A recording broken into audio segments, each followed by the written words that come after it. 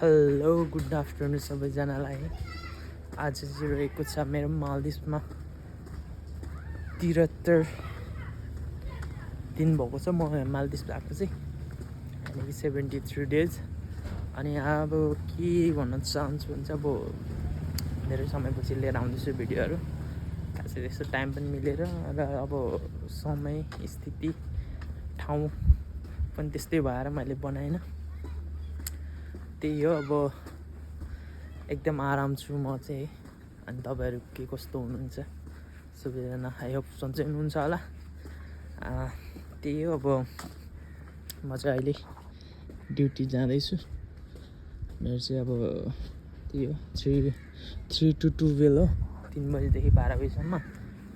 अनि आज चाहिँ मौसम बबालै छ है, देख्न सक्नुहुन्छ पानी पऱ्यो, अलिअलि पानी पर्दैछ। अनि त्यही हो, आज चाहिँ मैले छाता पनि ओढिनँ, मेरो एकदम महँगो छाता पनि ओढेको छैन। अनि त्यही हो, अब भोलि पर्सि चाहिँ मदर्स डे रहेछ, यानि कि नेपालीमा चाहिँ के भन्छ त्यो माता तीर्थौसी। सो सबैजनालाई एडभान्स है ह्याप्पी मदर्स डे। अनि त्यही हो, अब आमाको बारेमा त के भन्नु र है, आमाको बारेमा भनेर साध्य पनि छैन, भन्ने कुरै शब्द नै छैन। अनि अब त्यही हो, मेरो बारेमा खास कुरा गर्दाखेरि चाहिँ भनेको मेरो आमा चाहिँ हुनुहुन्न र आमा नहुनुको पीडा एउटा हुन्छ नि, दुःख, त्यो आफ्नै ठाउँमा छ। किनभने आमा नहुनुहरूले थाहा पाउन सक्नुहुन्छ, थाहा नै छ कतिको आमा हुनुहुन्छ र पनि कति अब केयरलेस गरिरहेको हुन्छ नि त। अनि हो त्यस्तोहरू देख्दाखेरि चाहिँ साह्रै दुःख लाग्छ, किनभने एउटा आमाको मन हो होइन, रुनु चाहिँ कहिल्यै हुँदैन क्या। अब म सोच्छु मेरो जन्म दिने आमा हुनुभएको भए कति भाग्यमानी हुन्थ्यो होला, कति खुसी हुन्थ्यो होला। त्यही हो, अब जे चिज अब यानि कि जे चिज छ आफूसँग त्यसको कुनै भ्यालु हुँदैन भन्छ नि, गुमाइसकेपछि मात्रै भ्यालु हुन्छ भन्छन्। सो त्यही पनि हुनसक्छ। म चाहिँ के भन्न चाहन्छु भने, जसको आमा हुनुहुन्छ त्यही हो, अब मरेपछि त आफ्नो अब त्यो केही कस्तो त्यो केही थाहा हुन्न है। बाँचुन्जेल चाहिँ आमाको मन चाहिँ नरुवाउनु भन्न खोज्छु है म चाहिँ। किनभने कति दुःख गरेर, कति वचन सहाएर एउटा आफ्नो छोराछोरीको लागि कति कुराहरूको अब हुन्छ नि, दुःख नदेखाइ आफ्नो छोराछोरीलाई खुसी राख्न खोज्छन्। त्यो हो आमा चाहिँ, आमाको भूमिका चाहिँ त्यो हो। हरेक परिस्थितिमा आफ्नो छोराछोरीले दुःख नहोस् भनेर धेरै सङ्घर्ष गर्नुभएको हुन्छ होइन। त्यही हो, अब एउटा आमाले एउटा बाले के चाहनुहुन्छ जस्तो लाग्छ भने चाहिँ, अब जे जस्तो भए पनि बुढेसकालको सहारा बनिदियोस्, छोराछोरीले सहयोग गरोस् भन्छन् कि, अब एउटा माया दियोस् भनेर। बुढेसकालमा अब के हो त्यो धनसम्पत्ति कमाएर त्यो कमाएरले भन्दैन, जस्तो एउटा केयर, एउटा माया त खोजेको हुन्छ बुवा आमाले पनि, जुन छोराछोरीबाट एउटा आश राखेको हुन्छ। त्यो आशले नतोड्नु, आफ्नो आमा बाउको मन कहिले नरुवाउनु भन्छु है म चाहिँ। किनभने कतिको त अब सपोर्टिभ हुनुहुन्छ नि त आमा बुवाहरू हरेक कुरामा। ल अब हुन्छ नि, मलाई यस्तो चाहियो त्यस्तो चाहियो भनेर कुनै बाउ आमाले हुँदैन यहाँ त्यहाँ भन्दैन क्या। जस्तै परिस्थितिमा पनि आफ्नो छोराछोरीको सपना पुरा गरिदिन खोज्नुहुन्छ क्या। तर मेरो चाहिँ खासै त्यस्तो छैन है। त्यही हो, अब मैले मेरो दुःख देखाउन खोजेको होइन, जस एउटा कुरो सत्यता कुरो भनिदिएको छ। त्यही हो, सबैजनालाई ह्याप्पी मदर्स डे भन्दै अब चाहिँ काम गर्ने ठाउँ पनि आइपुग्न लाग्यो। सो अब भिडियोलाई 6.5 hours later. So finally duty चाहिँ छुट्टी भइसकेको छ। अनि अर्को कुरा, आज नयाँ सरप्राइज रहेछ क्या, यानि कि तपाईँहरूको लागि पनि मेरो लागि पनि। अहिले चाहिँ हाम्रो म्यामले भर्खर भन्नुभएको, अनि आज चाहिँ मोमोसम्म बनाएर पुरै हाम्रो म्याम किन चाहिँ आज यत्रो एकदम तयारी, एकदम लगनशीलता होइन, किन यत्रो हार्ड वर्किङ यानि कि त्यो हार्ड वर्किङ त होइन अब एउटा जे जस्तो भए पनि अर्काको ठाउँमा नेपाल बिच एउटा फ्यामिली सक्छ हामी चाहिँ आज म्यामको लागि चाहिँ बर्थडे सेलिब्रेसन गर्ने भनेर अनि म्यामले चाहिँ अब यो मोमो बनाइदिनु भएको छ अनि हामी चाहिँ बर्थडे सेलिब्रेसन गर्नको लागि चाहिँ बिच साइड जाने कुरा छ हेरौँ नि त के कस्तो हुन्छ फाइनली हामी चाहिँ अब गाडीमा जाँदैछौँ है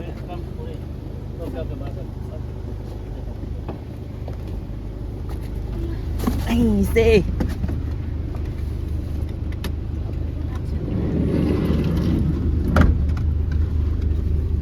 अनि रेडी हो के भन्न चाहन्छु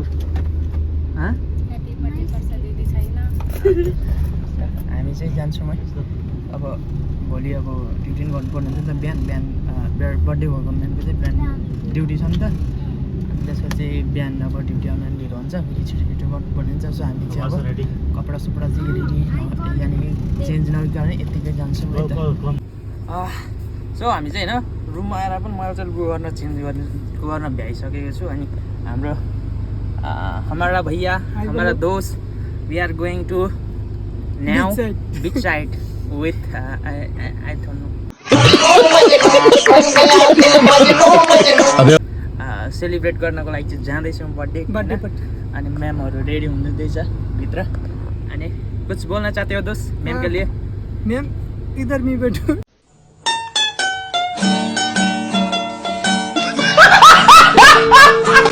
इधर में बैठे ना मैम को इधर भी नहीं मैम को क्या बोलना चाहते हो आज happy birthday happy ma'am birthday क्या आप मैम किधर आप वो इधर शौक में सामने हामी चाहिँ अब जान लागेको सेफ सामने अगाडि हाम्रो शौक हुनुहुन्छ भाई हाइट सेफ कर अन्य भाई कैमरा हुन्छ, डाल सर। गुंडे थे ना मी साया Once more.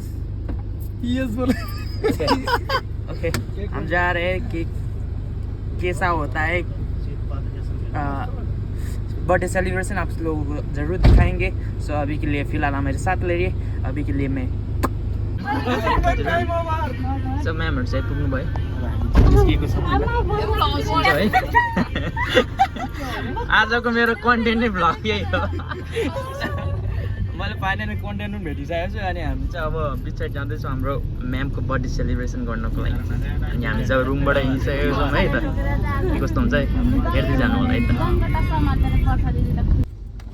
हामी चाहिँ बिच साइड आइपुगिसकेको छौँ है अब चाहिँ अनि झन्डै निदाउन आँटिसक्यो यहाँ मान्छेहरू फाइनली हामी चाहिँ आइपुगेको छौँ अब के कस्तो हुन्छ हेर्नु होला है त सबैजनाले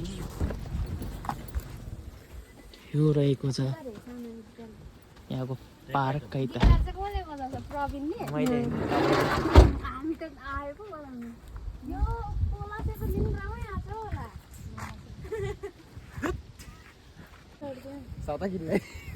जुम जुम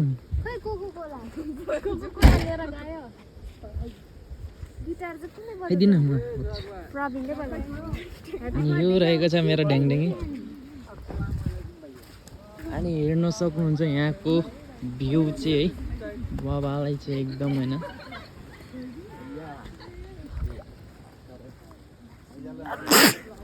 अबे साले अबे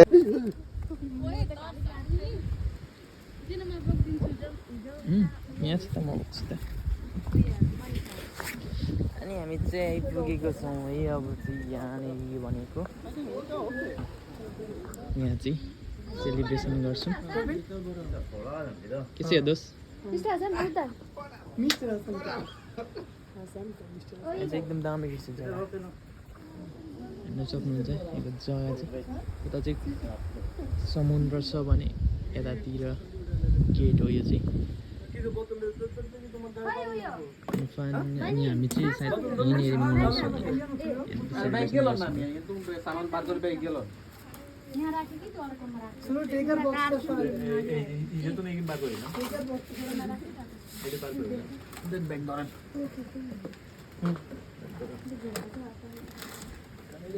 प्याचको होला है के किन्ने